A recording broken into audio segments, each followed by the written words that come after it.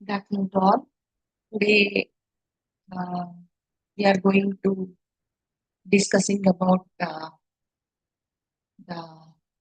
in the past class we discussed about the immunity and the types of immunity and what is active immunity and what is passive immunity. So here in this class we are going to discussing about what is hematopoiesis. The formation and the development of blood cell is known as hematopoiesis. Here, the hematopoietic stem cells that are presented in the medulla of bone marrow, all blood cells that arise from a type of cell that is called as hemopoietic stem cell.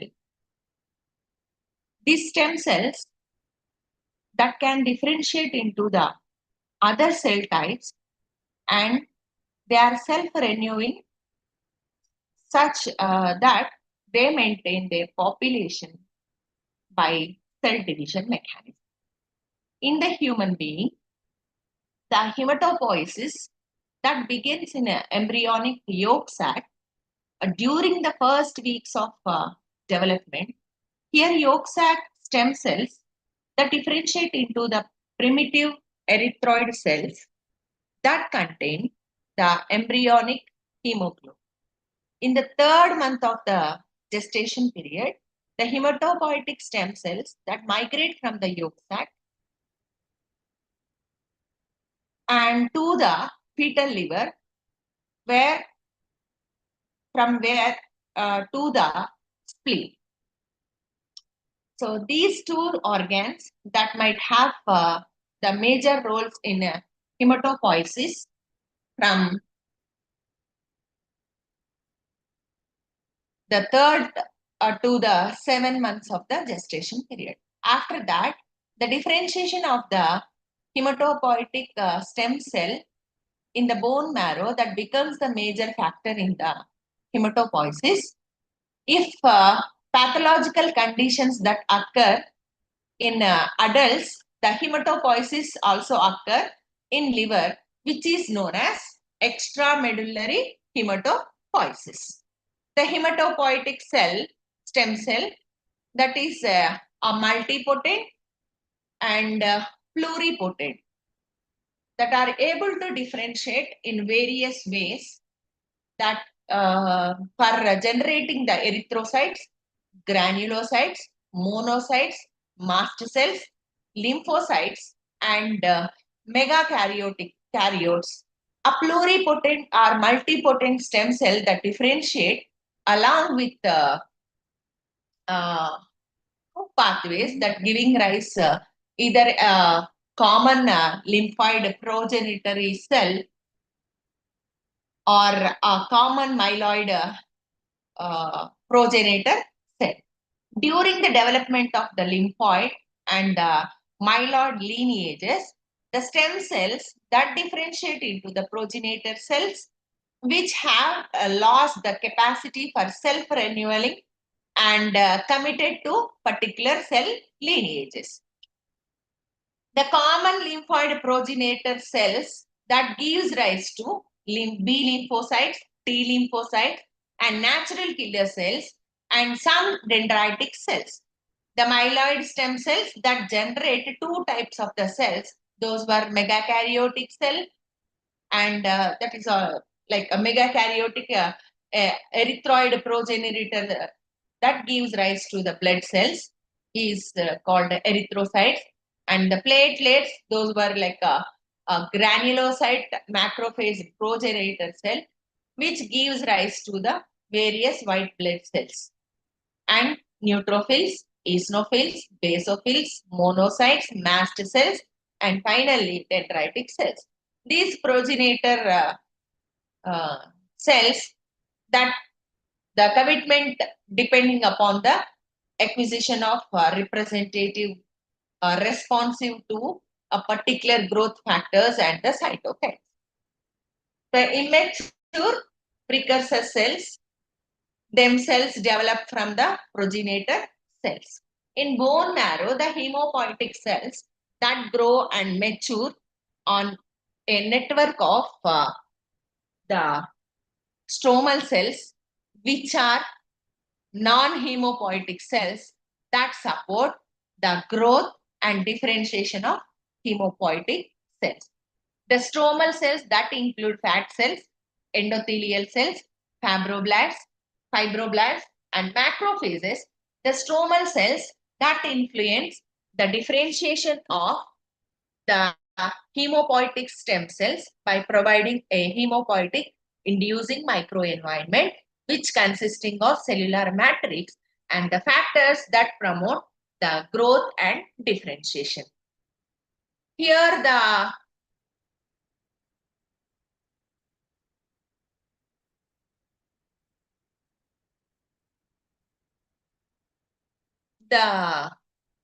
colony stimulating factors like CFS, those were named their ability to induce the formation of the distinct hemopoietic cell lines. The another important hemopoietic cytokinesis was the glycoprotein.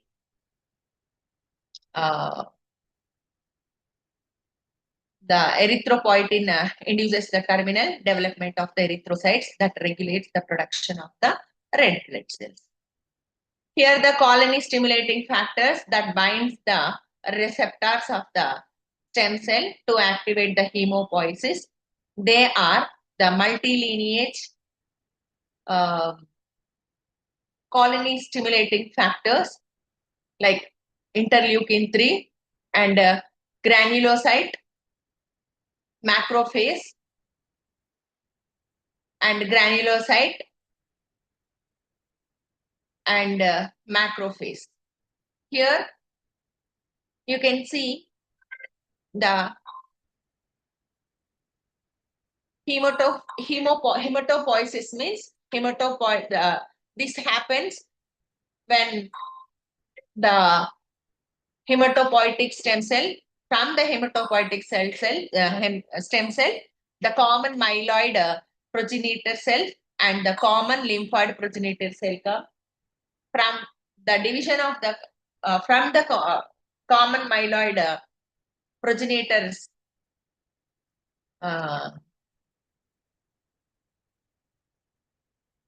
the here in the progenitor cells that gives rise to the megakaryotic erythroid progenitor cell and granulocyte macrophage progenitor cell that gives rise to here the megakaryotic erythroid progenitor cell that gives rise to RBC and platelets and granulocyte macrophage progenitor cell that gives rise to neutrophil, monocyte, eosinophil and basophil.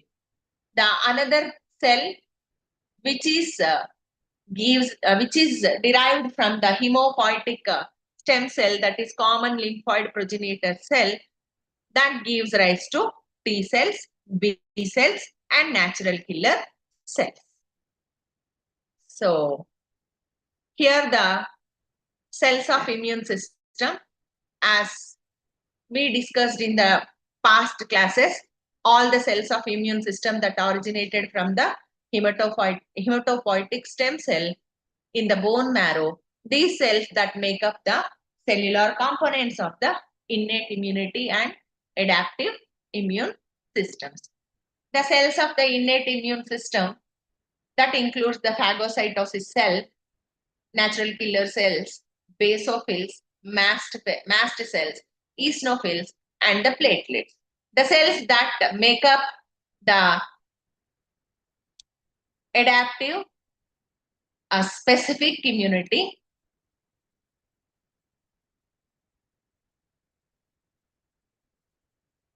So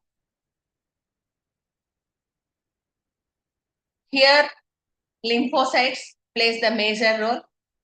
These lymphocytes, these are the white blood cells which one of the fundamental importance in the immune system. because these are to determine the specificity of immune response to the infections against to the microorganisms and other foreign substances. The adult humans, these are having roughly 20 to 40 percentage of total number of white blood cells. So they are found in the circulation and concentrated in the central lymphoid organs and the tissues. Those were like spleen, tonsils, lymph node, where the initial immune response is likely to occur. So here the lymphocytes that gives rise to the cytotoxic T cells, helper T cells, and B cells, where the B cells produce the antibiotics, T cells that help the cytotoxic T cells and the B cells in their immune functions. And the cytotoxic T cells that kill the virus that infected and damage the cells. So when coming to the B cell, here the B cells, the first stages of the B cell that develops takes place in the complex micro environment. And T cells, T lymphocytes, these are differentiated into the T cytotoxic, where are two types of cells, Th1 and Th2 cells. Here the human T cells were identified by the presence of CD2 molecules to the T cell surface. Natural killer cells, these are the cells that can kill certain tumor cells, and some virally infected cells. These cells that constitute 5% to 10% of the lymphocytes. Monocytes, these are the cells that circulate in the bloodstream, that migrate into the tissues and differentiated into specific tissue macrophages or dendritic cells. And granulocytes, here the granulocytes are classified into neutrophils, basophils, eosinophils. These neutrophils and eosinophils are the phagocytotic cells, where basophils are not. So neutrophils, which constitute 50 to 70% of the circulating white blood cells, are much more numerous than the eosinophils and basophils. So when coming to the dendritic cells, these are the irregular shaped and actively execute and thread-like, finger-like projections you can see in the cytoplasm and surrounding cell membrane. You can see this is this is having the antigen presenting cells. So when coming to the organs of the immune system, there will be a presence of primary lymphoid organs. Here the primary lymphoid organs, that what is the use of uh, learning about the organs of immune system here is the organs of immune system that can be divided on the basis of their function into primary lymphoid organs and secondary lymphoid organs. So the functions of these lymphoid organs, we must know where the environment which provides the maturation of the immune system and the concentration of the lymphocytes into the organs. And here the organs that can permit and interaction of the different classes of the lymphocytes. This is the place where to provide an efficient mode for the transportation of antibodies and soluble factors.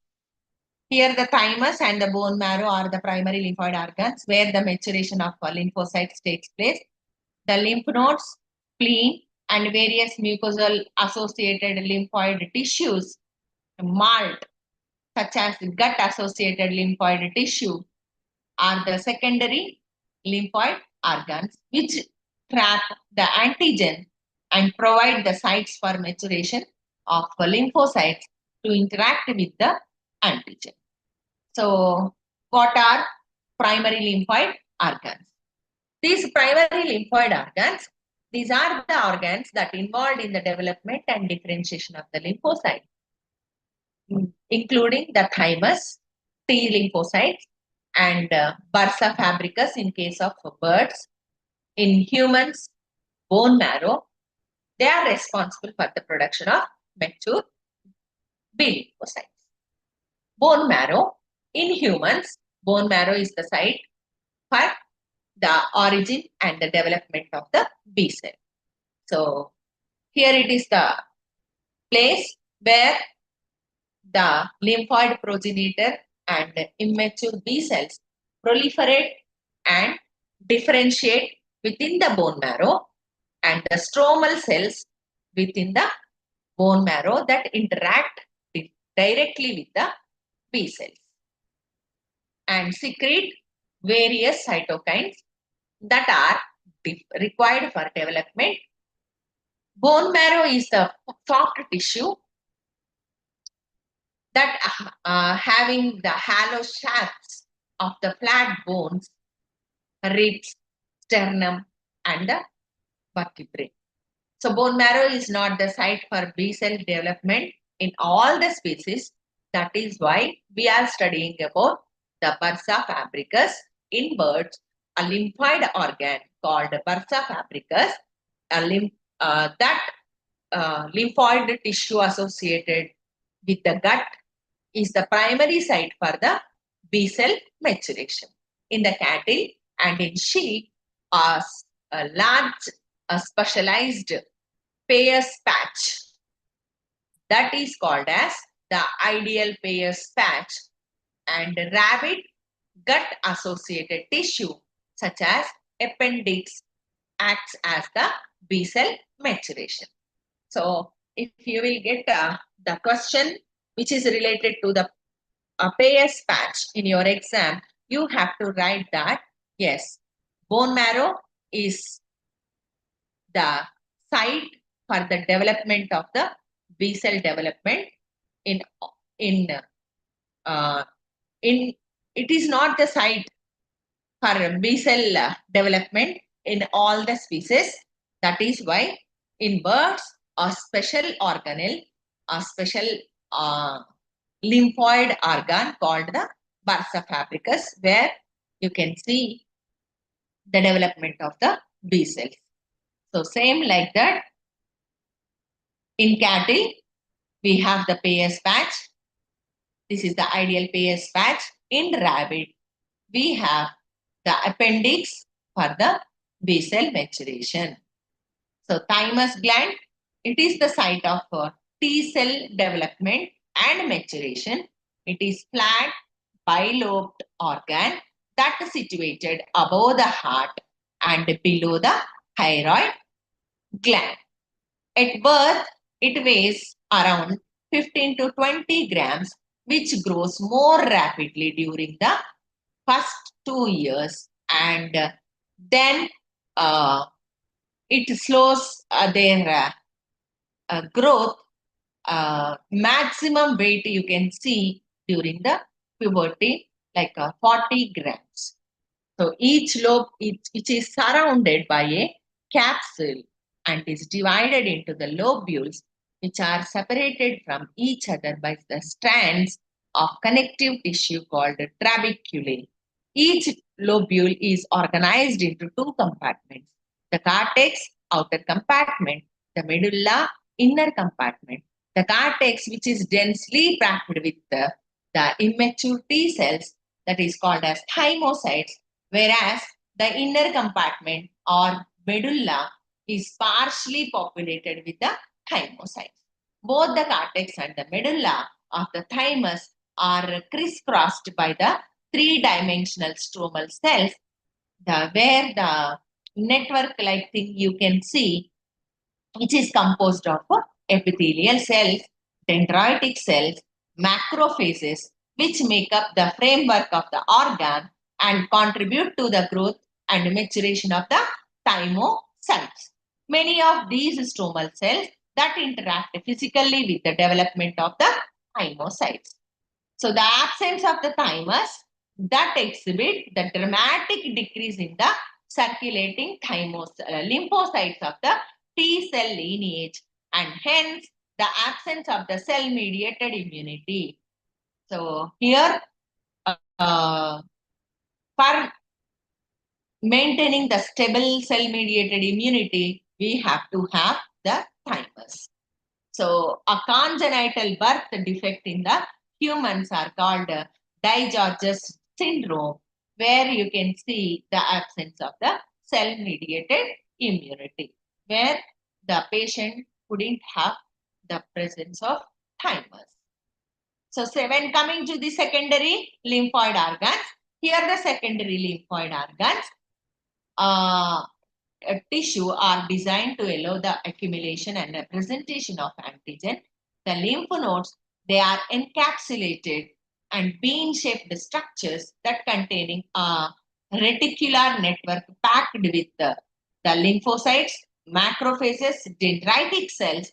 They range in between like 1 and 25 nanometers in diameter, but become much larger during an infection. So the lymph nodes are present in the junctions of the lymphatic vessels that serve as the first organized structures to encounter most antigens. The major function of the lymph nodes is to filter the antigen from the lymph.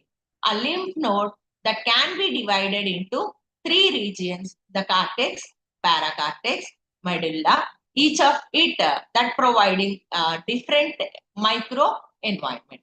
So the cortex is the outermost layer that contains mostly B lymphocytes plus both the follicular dendritic cells and macrophages, and all arranged in the clusters. Those were called as primary follicles. So these follicles that following the antigenic stimulation, the primary follicles that become secondary follicles that consisting of the concentric rings of the densely packed lymphocytes, and the germinal center like macrophages and the dendritic cells. The germinal center cells that containing a large proliferating B lymphocytes, and the plasma cells that interspersed with the macrophages and the dendritic cells. So here it is the place for the maturation of B cell activation and differentiation into the plasma cell and the memory cell. So the paracortex is the region which is presented beneath the cortex, which is largely populated with the T lymphocytes and also containing the interdigitating dendritic cells. These interdigitating dendritic cells that express high level of the class 1 major histocompatibility molecules. The paracortex is the thymus dependent area as compared to the thymus independent cortex region. So the experiments on the neonatal thyminotized mice showed a severe depletion of the T lymphocytes in the paracortex region, showing its dependence on the thymus. So the medulla is the innermost region, mostly populated with the T lymphocytes. Many of cells are plasma cells, that is activated TH and TC cells that are also presented. Along with this, the higher concentration of the immunoglobulin that is presented in the region due to the larger population of the plasma cells. The lymph means the lymphatic vessels that comes into the lymph node at the subcapsular sinus. In addition to this, the lymph nodes have a blood supply, and the lymphocytes that may enter the node directly from the blood through the high endothelial venules in the paracortex. The flow of the cells that is towards the medulla at the center. where they drain into the major efferent lymphatic duct in the hilus of the node to conduct away. So when coming to the spleen is also considered as a secondary lymphoidic area, but this is the organ which performs several other non-immunological functions. So as like lymph nodes. So this is having the capsule with fibrous partitions called septa, and that penetrate the body of the spleen. There are two major types of tissue, and white and red pulp. The erythroid means red pulp that serves as a filter for damaged or aged red cell lymph node and lymphocytes that enter and leave the spleen predominantly via bloodstream. The white pulp that consisting of the cells and the tissues which surrounding the major arterial branches are the periarterial sheath called pals and associated clusters of lymphocytes, and the lymphatic follicles or the nodules. These follicles have a major or similar cellular arrangement as like lymph nodes. Then the B cell dependent area of the spleen that consisting of the lymphoid follicles, and the T cell dependent area which consisting of the pals, the histological changes that seen in the spleen after antigenic stimulation are similar to those described in the lymph node with the development of the distinct germinal centers in secondary follicles. So when coming to the MALT, mucosal associated lymphoid tissue. So the mucosal membranes, those were the linings of digestive, respiratory, and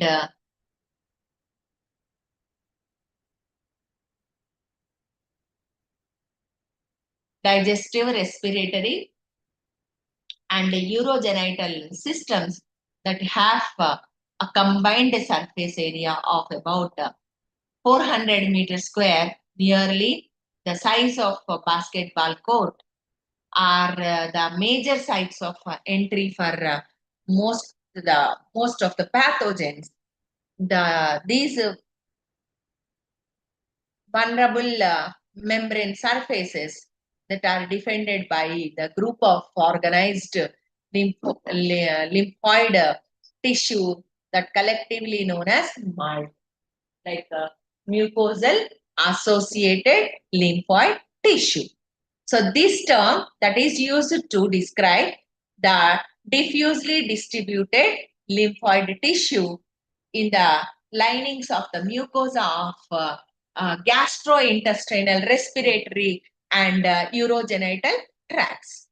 However, the gut-associated lymphoid tissue and the bronchus-associated lymphoid tissue called BALT, where the gut-associated lymphoid tissue is called GALT, are the best characterized structurally. These two tissues are arranged from loosely, barely organized clusters of lymphoid cells in the lamina propria of the intestinal villi to well-organized structure such as the familiar tonsils and appendix, as well as payers patch, which are found within the submucosal layer of the intestinal lining.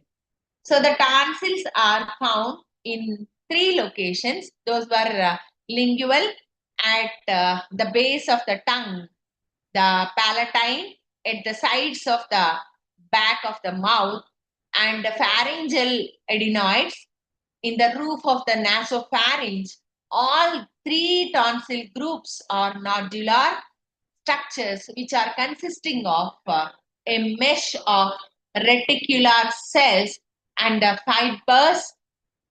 Those were interspersed with lymphocytes, the macrophages, granulocytes, and mast cells.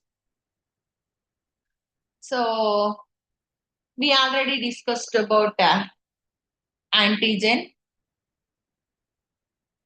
So what are the basic properties of the antigen also we discussed. And when we also discussed about adjuvant, epitope, and hapten. Here the hapten is the molecule that reacts with the specific antibody but is not immunogenic by itself. When it can be made immunogenic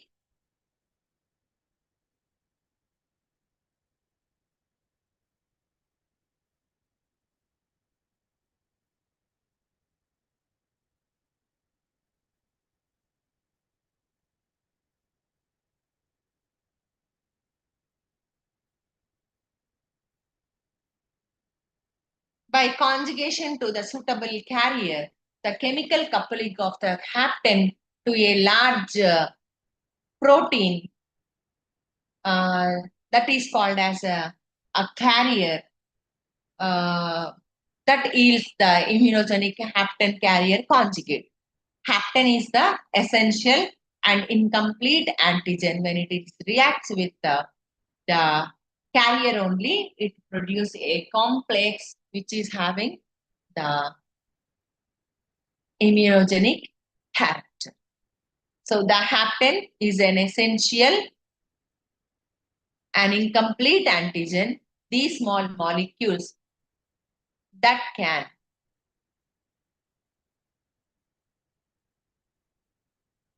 elicit an immune response only when attached to a larger carriers such as proteins. Here the carrier typically does not elicit immune response by itself. So animals that can be immunized with conjugate produce antibodies specific for the hapten determinant unaltered epitopes on the carrier protein. New epitopes that formed by combined parts of both the hapten and carrier. Many biologically substances that include the drugs like penicillin, peptide hormones, and steroid hormones functions as the haptens. So the conjugates of these haptens with uh, larger proteins that carries can be used for the production of the hapten specific antibodies. So these antibodies, those were useful for measuring the presence of various substances in the body. For example, the original home pregnancy test, we already discussed about this one, the which employed the anti-hapten antibodies to determine whether a woman urine containing the human chorionic gonadotropin hormone HCG, which is a sign of pregnancy, is there or not. So the another topic is antibodies. We already discussed about the structure of immunoglobulins and the types of immunoglobulins in the past classes. So even we also discussed about the functions of immunoglobulins and the B cell and T cell activation and antigen antibody interaction, which is a tool for research and diagnosis. And what are the applications of antigen antibody interactions also we discussed. And we also discussed about the monoclonal antibodies in the last classes. And what are the applications of monoclonal antibodies? And the regulation of immune function with discussing about the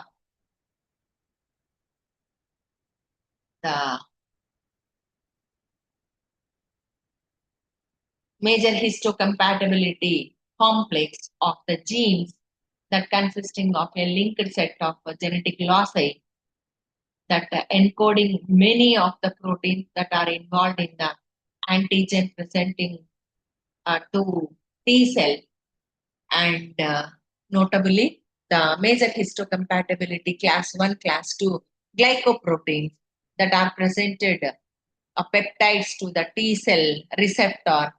The significant feature of the major histocompatible molecules is their extensive polymorphism. This polymorphism is a critical importance in the antigen recognition by the T cells. The complement system is the major effector system of the humoral branch of immune system, which is composed of plasma proteins. In the absence of infection, these proteins circulate in an inactive form in the presence of the pathogens or of antibody bound to pathogens. The complement system that becomes activated, the complement proteins that interact with each other to form the several different pathways of complement activation, all of which have the final outcome of killing the pathogens. The adaptive immunity, which is of two types, like a cell-mediated immunity and humoral immunity. The adaptive immunity that generates antigen-specific immune response. Here, two types of lymphocytes, like T lymphocytes, T cells and B cells that perform the cell-mediated and humoral immunity. We also discussed about the major histocompatibility system, uh, which is discovered and discovered by the Snell, Dusset, and they also received the Nobel Prize for their contributions in the year of 1980. So we also discussed about the complement system, lectin pathway, classical pathway, and cytokines and interferons. So as just we discussed, the adaptive immunity is of two types, cell-mediated and humoral immunity. The adaptive immunity that generates the antigen-specific immune response. There are two types of lymphocytes. Here we have T lymphocytes and B lymphocytes that perform the cell-mediated and humoral-mediated immunity. The humoral immunity that responds in the antibody molecules that are secreted by the plasma cells, also called as antibody mediated response. The extracellular spaces that are protected by the humoral immune response, in which antibodies produced. The it involves that the beta cells, the B cells that recognize the antigens or the pathogens that are circulating in the lymph or blood. The response follows like the events which happened, like the antigens, those were bind to the B cell, the B cell co-stimulated by the helper T cells or interleukins. In uh, most common cases, both an antigen and a co-stimulator are required to activate B cell and initiate B cell proliferation. The B cells that proliferate and produce plasma cells. The cells that secrete the antibodies with the identical antigen specificity as a antigen receptors of the activated B cells. The antibodies that are released and circulated to the body that binds to the antigens. The B cells that produce memory cells. The memory cells produce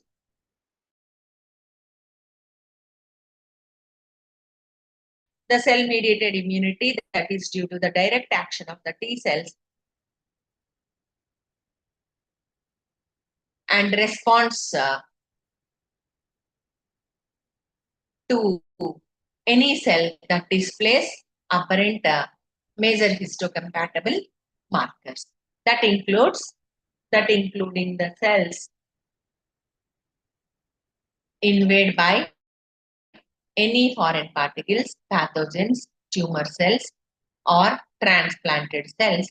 The T cells have evolved to protect us against the intracellular microbes as certain viruses and some bacteria, and to help B cell responses against the extracellular microbes.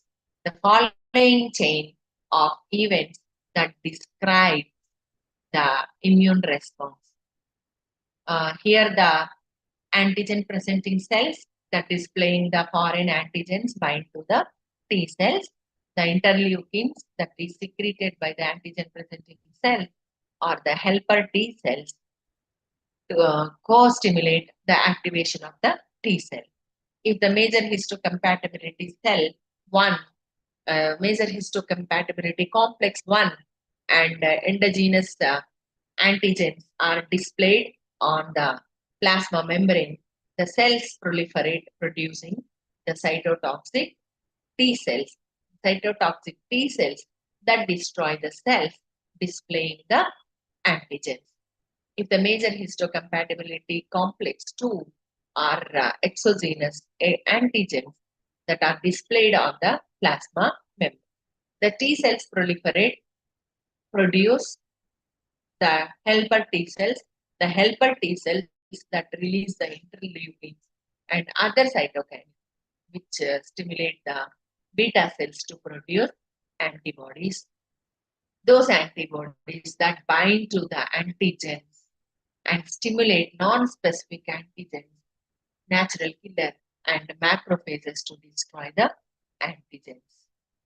So here the complement system is the system of plasma proteins that can be activated directly by the pathogens or indirectly by the pathogen bounding antibody. That leading to the cascade of reactions that occur on the surface of the pathogens, and that generates the active components with the various effector functions. There are three major pathways of complement activation. Those were lectin pathway that is triggered by the pattern recognition receptor MBL, and the ficolins, the classical pathway that is triggered directly by antibody binding to the pathogen surface, and the alternative pathway which utilizes spontaneous C3 deposition onto microbial surfaces, finally MAC form. So this major histocompatibility complex in mice and humans, this complex group of genes on a single chromosome that encodes the major histocompatibility complex agent antigens. The histocompatibility antigens are also known as transplantation antigens. Here the MHC is located on the chromosome 6 in humans that extends over at least 4 million base pairs. In humans, it consisting of 200, more than 200 genes. In humans, these genes are called as human leukocyte antigen or HLA gene. The major histocompatibility antigens and their genes that can be divided into two major classes. Those were class 1 and class 2. The term cytokine that encompasses these cytokines secreted by the lymphocyte substances, formerly known as the lymphokines, and those secreted by the monocytes and the macrophages substances, formerly known as monokines. Many cytokines are commonly referred to as interleukins. Interferons was first discovered by the Nagano Kojima in Japan as a virus inhibiting factor in 1954. It was also discovered by Isaac and Liederman in 1957 as a substance which is responsible for virus interference. The interferons are a family of cytokines critically involved uh, altering the cellular immune system through viral infection of host cells. The T cell that evolved to protect uh, humans against the intracellular microbes as the certain viruses and some bacteria, and to help B lymphocyte that responds against the extracellular. uh,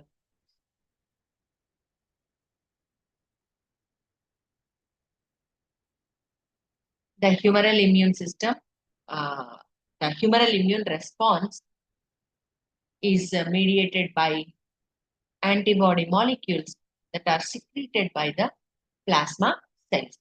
So the antibody mediated response, the extracellular spaces that are protected by the humoral immune response, in which antibodies are produced. So the what is the uh, duty of immune system in the health and disease? Here the immune system that normally responds to a variety of microbial invaders with the little or no damage to the human host tissue. So, in some cases, the immune response, which is specific to some antigens, that can lead to more severe tissue damage reaction.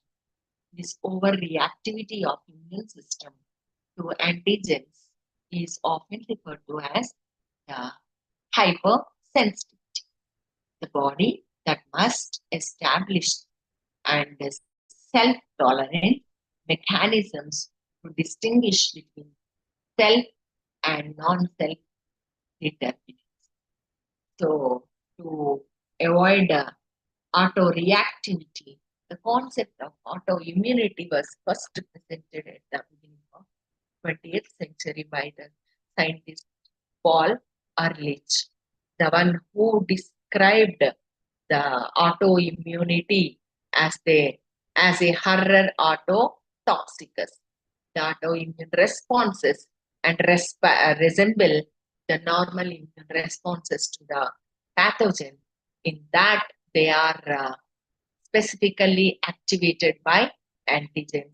But in this case, the self antigens or auto antigens that gives rise to autoreactive effector cells, and the antibodies called auto antibodies against the self antigens, the autoimmune mechanisms that underline uh, many diseases and also highlight some organ specific and other systematic in distribution.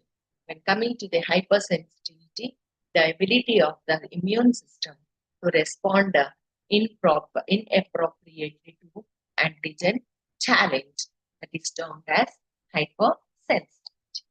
The hypersensitivity reactions are immune responses that are exaggerated or incorporate the against the antigen or allergen. This inappropriate immune response that can have the deleterious effects that resulting in the significant tissue damage or even death. So the immune reaction that releases the inflammatory mediators and results in increasing the vascular permeability, and that can recruit the inflammatory cells to cause local tissue inflammation. The hypersensitivity that describe the tissue damage secondary to an exaggerated inflammatory reaction. These reactions may be in response to external antigenic challenges such as pollen grain in hay fever, an appropriate response to the pathogen, or even to an individual own tissue. The Gill and Coombs that classified the hypersensitivity or a four types. They are type 1 and type 1 IgE mediated mast cell degranulation. Type 2 antibody dependent cytotoxicity that can be mediated by the natural killer cells, uh, opsonization. And type 3 immune complex mediated with that can result in the activation of the phagocytic cells that leading to an inflammatory response. The platelet aggregation and mast cell activation, and the type 4, the delayed type of cell mediated immunity that involve the releasing of the cytokine from the T cells. So, in the upcoming classes, we are going to learning about the type 1 hypersensitivity, that is the IgE mediated mast cell degranulation, and type 2 hypersensitivity, that is antibody dependent cytotoxicity, and type 3 hypersensitivity, immune complex mediated hypersensitivity, and type 4 hypersensitivity is also considered like a delayed type of hypersensitivity. So I'll catch you in the next class with the topic hypersensitivity, which is more important in immunology. Thank you.